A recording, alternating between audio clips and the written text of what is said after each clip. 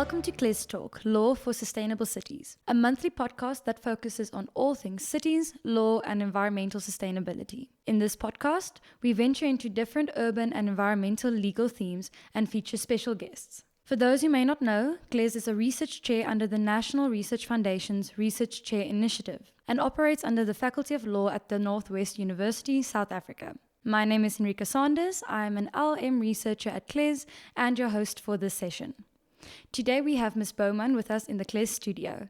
Ms. Bouwman is based at the Northwest University and is the director of the Northwest University Sustainability and Community Impact Initiative.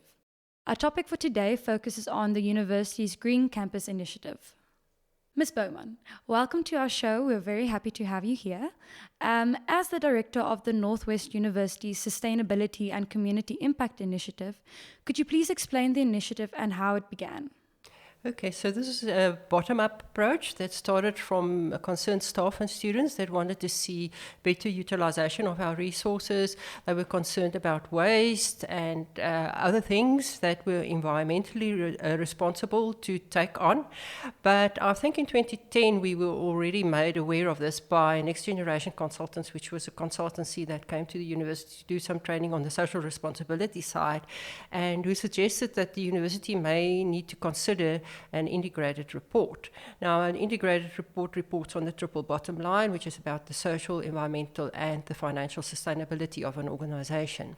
The idea was quite seriously considered, but because it's a cross-cutting initiative, it's very hard to get ownership in that space, especially if you've got, people with different priorities working in the same organization. So if you've got to teach students or do research, that's your priority, rather than thinking beyond that into the environmental responsibility, for example. In 2011, however, Judge Mervyn King did speak to the university's council, and then the university decided that they wanted to do an integrated report.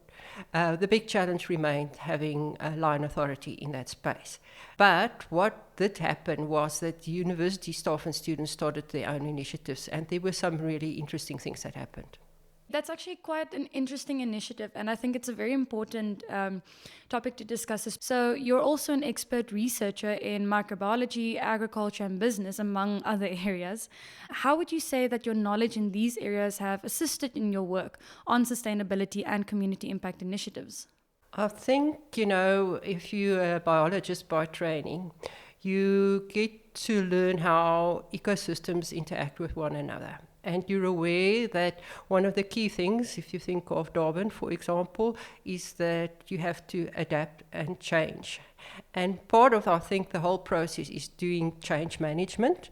And this has been some of the fundamental awareness that I needed to be able to link into the environmental compliance side of it, but also looking at the social aspects and how we can adapt or change or go with the flow in terms of certain things that are happening in our environment with our communities that we're working with in the social responsibility side. Okay, no, that's very interesting. And then just to bring the topic then also back to universities, you're also quite passionate about the university's social and environmental awareness responsibility. So to what extent has the university been able to implement green and sustainable initiatives over, let's say, the last 10 years? Yeah, well, it has been quite interesting and challenging. So initially, as I said, it was a ground-up approach, and there was a lot of push from students and staff that were interested in seeing changes. So it started with like an electricity savings campaign amongst the residents on the Potchefstroom campus. And then it went further, and it was actually adopted by our other campuses as well. But what was quite interesting was that although we had to collect information on our annual sustainability performance, the data was not in one place. So one of the key things was to actually get buy-in and to collect that kind of information. And that included from anything from metering and the usage of electricity and water at buildings that are some over 100 years old, while others are recently built, to getting a vast number of staff and students to participate in this. And, how do you get this without forcing people to become more aware. So our role has been to create awareness and also to support these initiatives. So there's been initiatives like, for example, a Facebook page that was started by one of our campuses, and then it was actually adopted throughout the university. So we've got an NWU Green Initiative's Facebook page. We have worked with some of our experts.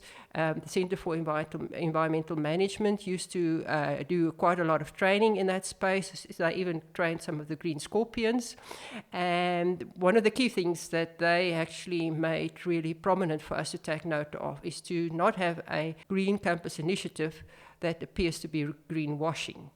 So what we did is we said, well, okay, let's look at the legal compliance of the university in terms of environmental law, and which of these laws are we complying to or not complying to before we start to implement a strategy and a policy and really make this a big thing. So that's actually quite interesting. I think especially the topic that you've mentioned as far as greenwashing is concerned. Bearing in mind the goal of a green strategy for all three campuses, you've already touched on these parts, and we'd just like to ask, in your opinion, what would you say is the sustainability and community impact initiative's biggest challenge in terms of its practical implementation? Well, that is $1 million question. It is not easy to get implementation if you don't have buy-in at all levels. And unfortunately, in all institutions as large as ours, there are different priorities. If you force this, it becomes a tick box exercise, and there isn't proper awareness. And like in many other institutions, we've got the freedom, academic freedom, to question the whole idea of having to go green, the whole idea of climate change, and does it really exist or doesn't it exist? So you've got the naysayers and the yaysayers. And how do you balance that? And then having a line of authority, somebody that takes ownership of the whole process, because you've got the awareness side on the one side, and then on the other side, the really legal compliance part, and then obviously the planning, the facilities, the implementation, and having the finance to do that. So it's a big, big project, and you have to get that aligned. So if you don't have leadership strategies in place to put that forward, it is a big challenge. So then what, if any, recommendations can be made to curb these challenges, especially if you look at, who the responsible parties should be? Well, it's taken us a while. So as you've heard, it's nearly 20 years. So we've had several initiatives, which was quite difficult to align because the university went through some alignment processes first, which was more focused on its mandate of teaching, learning and research, and it took a while before we got to the Green Campus initiatives. But we drafted a draft strategy, we drafted a draft policy, and we actually had some drafts which were very important, for example, of the management of hazardous waste. And then at a certain point in time, our DVC, to which we report, then started driving this at the University Management Committee. So I do see that there's been quite a lot of change. This is now written into the annual performance plan of the university. I can see it being one of the goals or integrated into all the goals of the university in the future. And we're slowly but surely getting there. What has been a win is that we were able to get our Green Campus policy and our Green Campus strategy signed off last year in 2022 by Council, and we've had the privilege of appointing an environmental manager now for the university, and this is taking us forward. Okay, no, that's very good to hear. And it's also very interesting to hear, from your side, the recommendations, the challenge, just overall learning about the process of these initiatives. So maybe to touch on a practical example or a practical discussion sort of, from the perspective of, let's say, a sustainable community, what do you think is the role of students and staff in the sustainable use of water and electricity on campuses, bearing in mind the national load shedding concerns? That's a very, very hard one to address because we all have different priorities. However, we are very seriously aware of the fact that load shedding is touching all of our lives, especially if you need to go online and have a meeting and all of a sudden you don't have Wi-Fi in your building. And it is actually also touching on the pockets of not ourselves only, but the whole university, and how much that is costing us in terms of having backup generators running, etc. In the bigger picture, it's going to impact even the smallest of us in terms of our responsibilities at the university, whether you're in administration or support or actually in the academic environment. And in the longer term, we still have to deliver those students. We have to get them to pass. We've got hybrid models, especially after the pandemic, that are being implemented. So sometimes students are not even on campus, meetings are not even happening in person, and to be able to go online when you need to is really very important. So I think in the practical sense, it will touch on everybody's lives. That means that we have to be aware of our own personal responsibilities. We have to switch off the lights when we need to.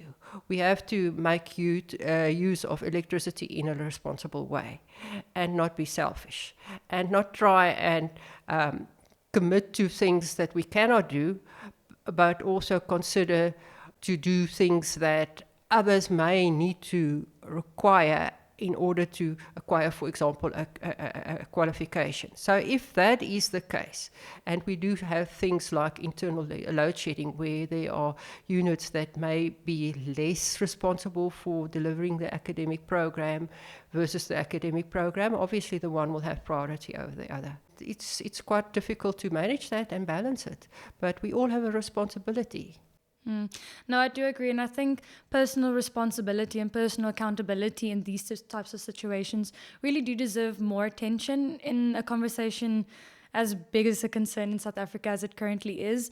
I mean, you can't really just pin the responsibility on the university as one entity when there's so many different parts in it. So then moving on to my next question, the university has begun to develop key strategies for environmental sustainability. Could you please elaborate on the goals of these strategies? Well, you're now asking me a question that I don't have readily available in my mind. I would say that we will definitely initiate certain awareness campaigns in order to make sure that everybody knows what their responsibilities are. We're not going to police people, we want buy-in. And I think the best way to get buy-in is to get people to understand what their responsibilities are. And if you feel it in your own life, you are definitely going to be more responsible and switch off that extra piece of equipment that is not required at a certain point in time when there is less electricity available, for example.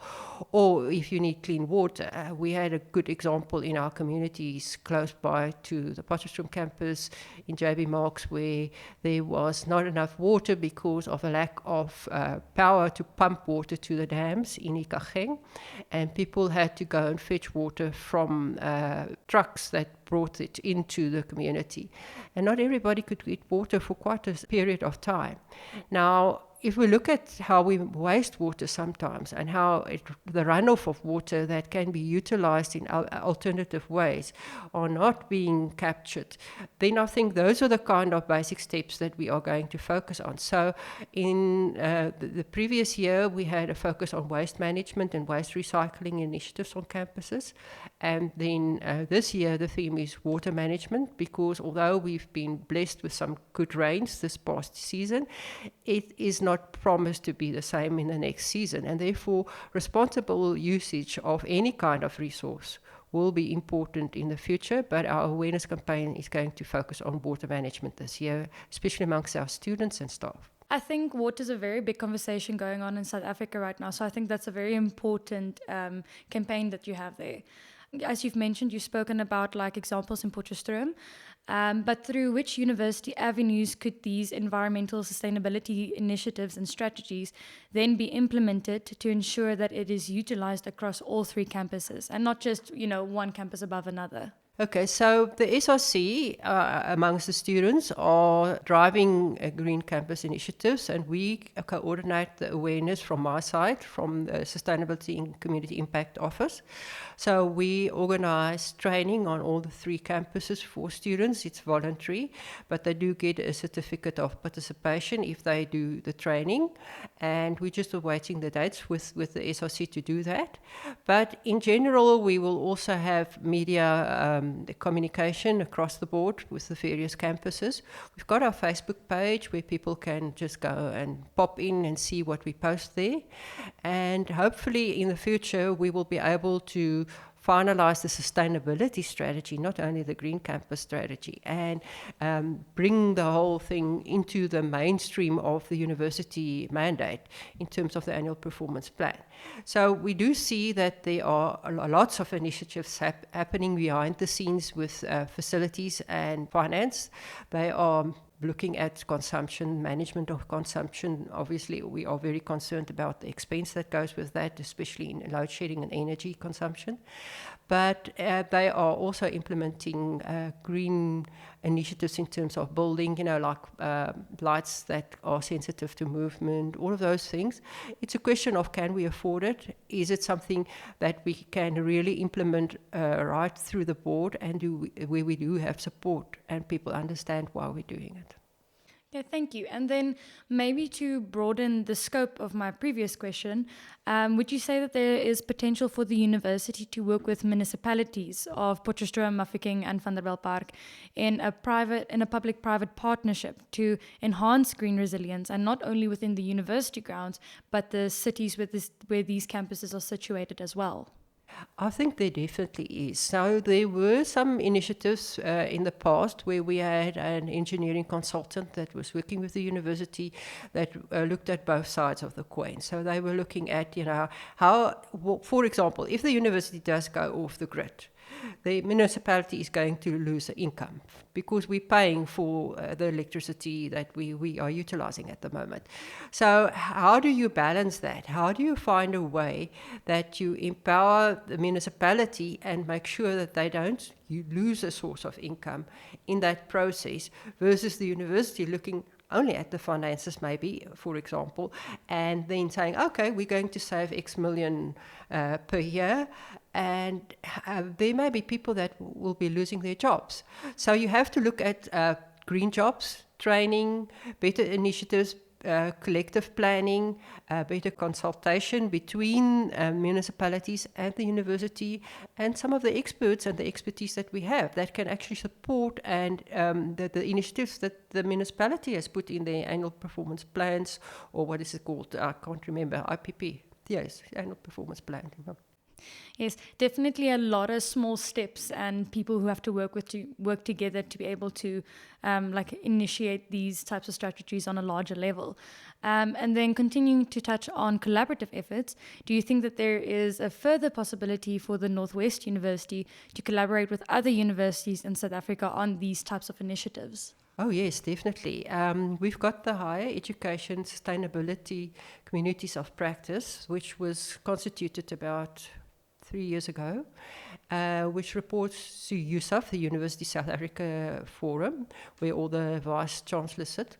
And we have now subcommittees for environmental management and facilities. For example, we've got a subcommittee for localization of sustainability reporting, of which I'm chairing at the moment.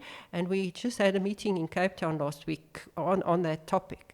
And what was impressive is there are some of the universities in the country that already are putting out the integrated report for a couple of years, and they are now selling carbon credits. So, depending on where they are and where we can go as a university, as Northwest University, I think there's quite a lot of scope. And I don't think we do not compare well. Maybe we don't write the reports and hang everything out for everybody to see and hear about, but there's some really great work that is going into this, and I can see it moving forward. So, I think people want to see the fancy infrastructure initiatives immediately, proper recycling bins, but it's a complex situation. For example, if you want to do waste management, you have to get separation at source. And separation at source means that everyone that uses a bin must actually put the right stuff in that bin. Otherwise, if you add food to a bin that is supposed to be recyclable plastic, it creates a problem down the supply chain, which now is going to take responsibility cleaning up that plastic, recycling it. So it's a question of we'll all have to pitch in and contribute to that.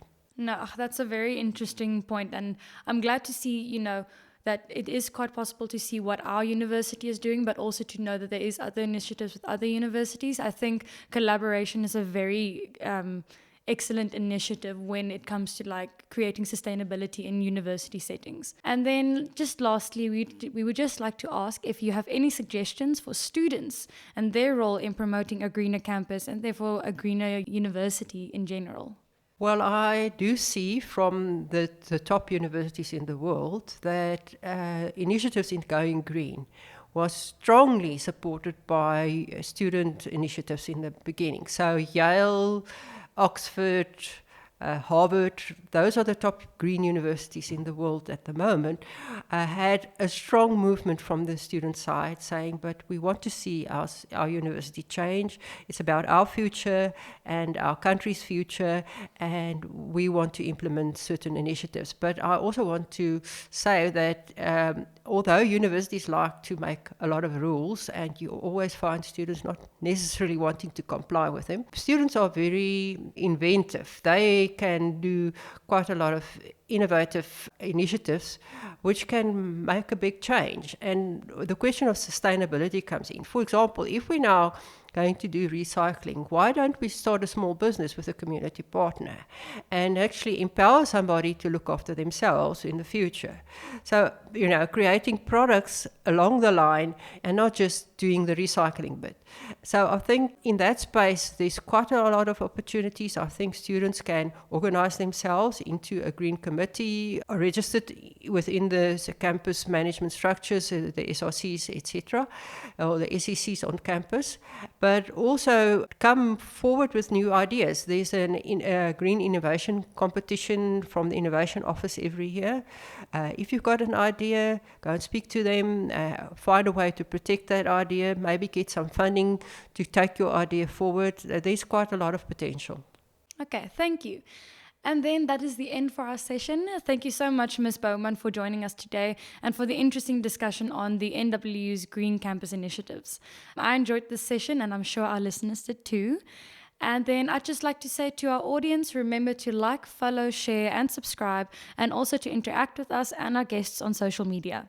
You can continue the conversation with us and our guests on Twitter at CLESTalk or on Facebook at CLESTalk, as well as on LinkedIn at CLESTalk. Thank you for listening to CLESTalk, Law for Sustainable Cities.